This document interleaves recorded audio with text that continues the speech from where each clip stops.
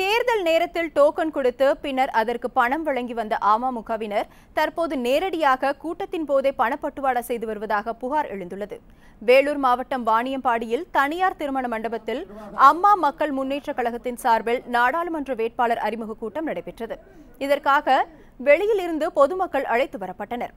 கூட்டம் நடைபெற்ற தனியார் மண்டபம் அருகில் ஏஜென்ட்கள் மூலம் மறைமுகமாக ஒவ்வொருவருக்கும் 200 ரூபாய் வீதம் தேர்தல் விதிமுறையை மீறி பணப்பட்டுவாடா செய்ததாக புகார் எழுந்துள்ளது.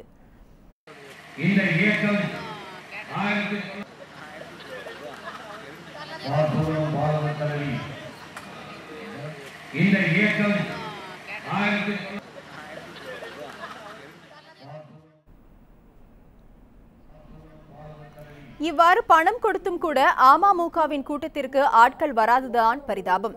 கூட்டத்தில் ஏராளமான சேர்கள் காலியாகவே இருந்தது.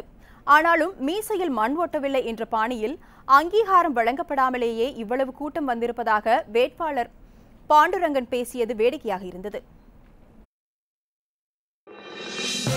இது போன்ற முக்கிய வீடியோக்களை உடனுக்குடன் தெரிந்து கொள்ள நியூஸ் ஜே யூடியூப் சேனலை சப்ஸ்கிரைப் செய்யுங்கள்.